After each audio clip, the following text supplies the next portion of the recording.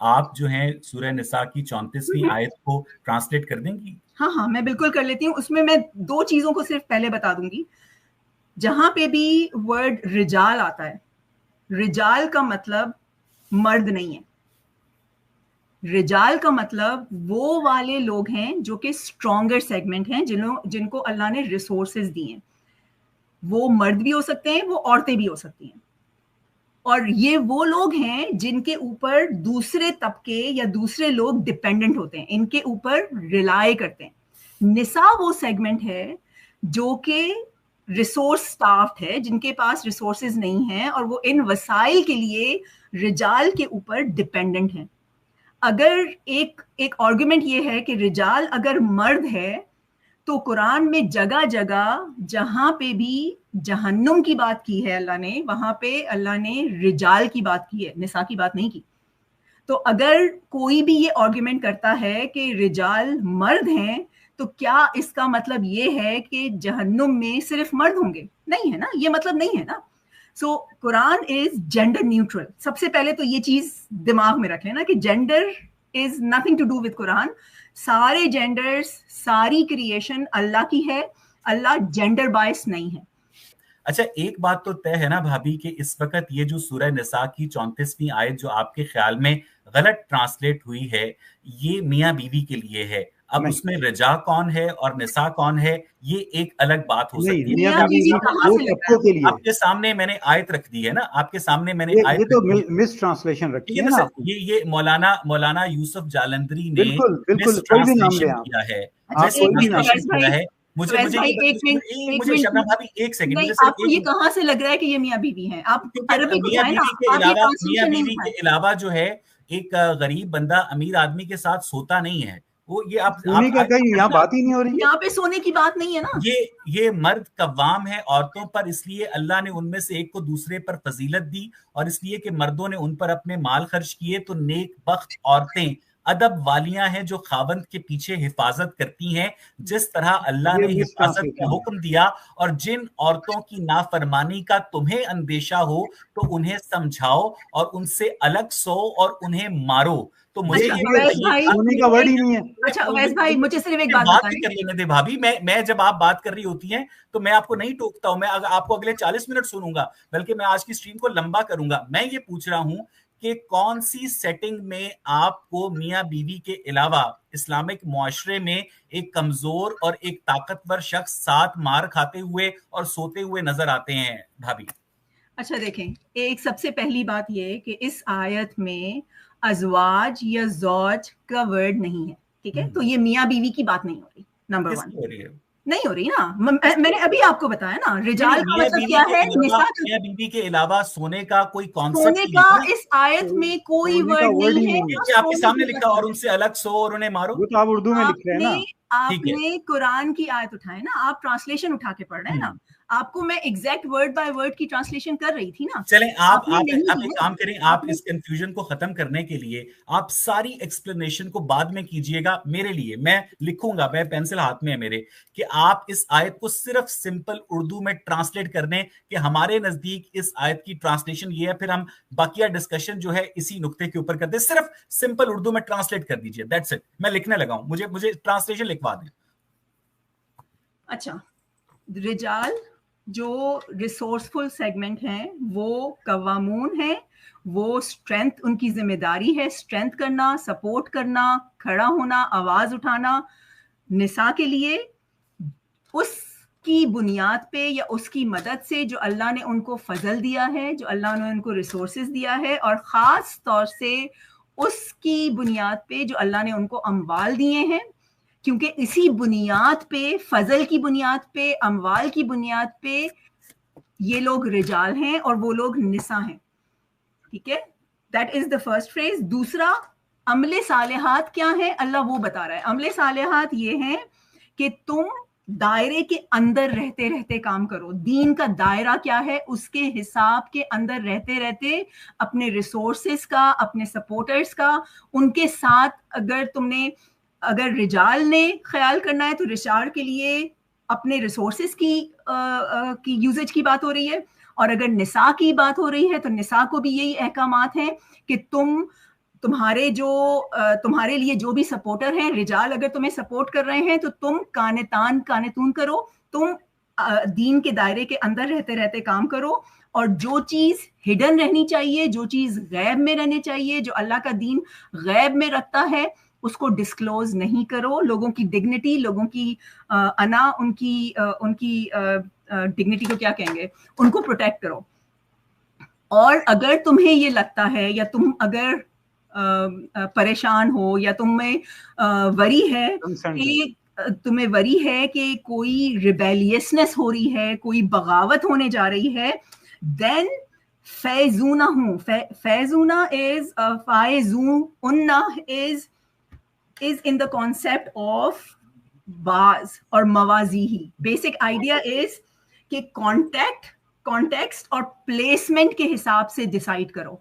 जो भी हालात हैं, जिस हिसाब से बगावत हो रही है, उस हिसाब से डिसाइड करो। तुम इस वर्ड को कंप्लीटली मिसट्रांसलेट कर दिया जाता है। फैजूना is first word, then फैजूना, then arjuna is basically in the meaning of हिजरत करना। हिजरत करने का क्या कॉन्सेप्ट है कि उनको, अगर तुम्हें बगावत आ रही है तो उनको हिजरत करवाओ। जो करंट वो जो भी वेज और मेथड और लॉस फॉलो कर रहे हैं, उनसे उनको माइग्रेट करवाओ। कोशिश करो कि जो भी उनके इरादे हैं बगावत के अगेंस्ट अल्लाह सिस्टम, वो कर्टेल कर लो। उनको समझाओ कि वो उनको हिजरत करवाओ फ्रॉम देयर। और फिर अगर तब भी सही नहीं हो तो फिर जिस वर्ड को सोने को कहा जाता है ना, वो है मजाजी। मजाजी को ये लोग कहते हैं कि फिर बिस्तर अलग कर दो, ये बात करते हैं ना। जबकि मजाजी का जो बेसिक मीनिंग है ना, वो है in terms of being lazy. सो अगर तुम अगर आप 434 में देखें, अर्जहूना in their मजाजी is normally mistranslated as forsake or abandon them in their beds, which is a wrong translation. The word hajrahunna does not mean forsake or abandon, but used in the meaning of restrict in effectiveness. And then if they obey you, के बगावत को छोड़ दें, obey कर लें, then do not seek against them sabil. फिर तुम्हें कोई जरूरत नहीं। आप यहाँ पर अजरबु हुन्ना का अल्फाज मिस क्यों कर गई हैं? अजरबा हुन्ना का मतलब जो होता है, वो नॉर्मली लोग करते हैं कि उनको मारो, उनको पीटो, जबकि basic idea is set fourth towards them. आपका बेसिक इंटेंशन क्या है? आपका बेसिक इंटेंशन, आपकी बेसिक वरी क्या है कि वो बगावत कर रहे हैं अल्लाह के सिस्टम के खिलाफ। ठीक है, तो आपने क्या किया है? आपने सबसे पहले उनको समझाया है, फिर उसके बाद आपने उनको ये जो अल्लाह के सिस्टम के खिलाफ भाभी जो लोग बगावत कर रहे हैं, ये लोग वो हैं जो कि ताकतवर लोगों से अल रिजाल का माल जो है वो इस्तेमाल करते हैं, और निसा जो है आपके ख्याल में यहाँ पर वो लोग हैं जो कि रिजाल का माल इस्तेमाल करते हैं। आपके अल्लाह ताला का फजल रिजाल के ऊपर है, आपके अल्लाह ताला का फजल जो है वो निसा के ऊपर नहीं है। और निसा की जो इज्जत नफ्स है वो आपका अल्लाह ताला रिजाल के सामने कॉम्प्रोमाइज कर रहा है। तो मुझे भाभी ये बताइएगा कि यहाँ पर एक आपकी ट्रांसलेशन के मुताबिक, मुझे बात कर लेने देना। आपकी ट्रांसलेशन के मुताबिक एक जो पावरफुल सेगमेंट है वो एक वीकर सेगमेंट की इज्जत नफ्स को कॉम्प्रोमाइज करके उन पर माल खर्च करता है। अगर उसे उनसे बगावत का खतरा होता है तो वो उसे समझाता है। और ये जो सारी आयत पिछले 1400 सालों में मियाँ बीवी के लिए इस्तेमाल होती रही थी, आप दोनों मियाँ बीवी ने इस आयत को मियाँ बीवी के दायरा कार से ही बाहर निकाल दिया है। और नाम है सूरह निसा, वहां पर तो लोगों ने दिया, खवातीन है। उस पूरी सूरत के अंदर खवातीन के मुतालिक अहकामात हैं, उस पूरी सूरत के अंदर कमजोर सेगमेंट के लिए अहकामात नहीं है।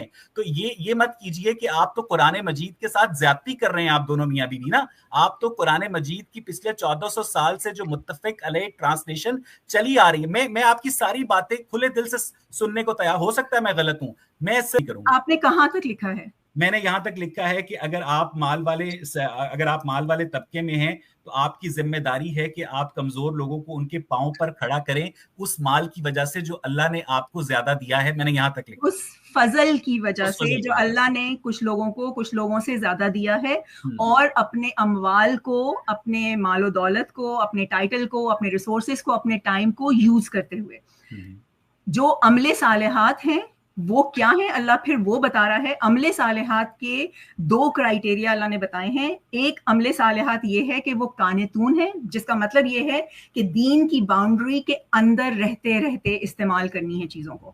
اب دین کی باؤنڈری کے اندر رہنا از ایپلیکیبل بوتھ فار نساء اینڈ بوتھ فار رجال, ایز ویل ایز جو چیز غیب میں رہنی چاہیے, جو چیز سیکرٹ میں رہنی چاہیے, اس کو پروٹیکٹ کرنا ہے. اینڈ دوز ہوم یو تخافون, اینڈ اگر آپ کو ڈر ہے ان میں سے جو کہ نشوز کہ وہ نشوز کریں گے, وہ ریبیلیس کریں گے. ریبیلیس کس کے خلاف کریں گے؟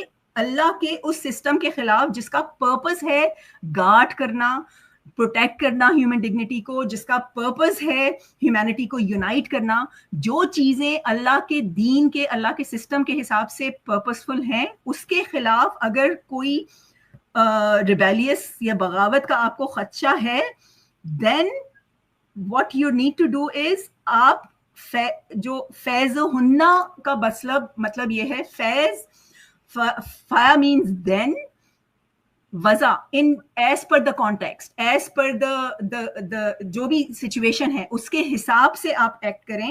اور کیا ایکٹ کریں کہ آپ ریسٹرکٹ کریں ان کی افیکٹونیس, کہ جو بھی بغاوت کر رہا ہے اس کی افیکٹونیس کو احجرہن, مہجور کرنے کا مطلب یہ ہے کہ ریسٹرکٹ کریں اس کی افیکٹونیس دیم towards the مزاجی.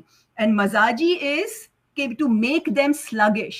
آپ افیکٹونیس اس کی ریسٹرکٹ کر رہے ہیں تاکہ ان کا جو ریبیلیسنس کا جو امپیکٹ ہے وہ ختم ہو جائے, وہ سلو پڑ جائے, وہ ماند پڑ جائے.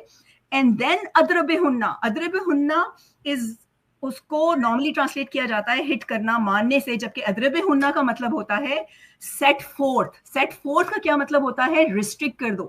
ریسٹرکٹ کرنے کی اللہ بات کر چکا ہے فیض ہنہ کے اندر. فیض ہنہ کا مطلب یہ ہے کہ ریسٹرکٹ کر دینا. اضربہن کا مطلب سیٹ فورتھ دا ریسٹرکشن.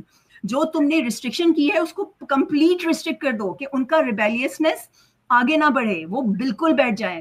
میں آپ کی ٹرانسلیشن کو ایز اٹ از آپ کے سامنے ریپروڈیوس کرنے لگا ہوں. اگر اس میں کوئی غلطی ہوگی تو وہ میرے سننے میں کوئی مسئلہ ہوگا. کہ اگر آپ رجال ہیں, یعنی اگر آپ مال والے ہیں, تو آپ کی ذمہ داری ہے کہ آپ کمزور کو یعنی نساء کو اس کے پیروں کے اوپر کھڑا کرنے کی کوشش کریں, اس فضل کی بنیاد پر جو کہ اللہ نے آپ کو دیا ہے.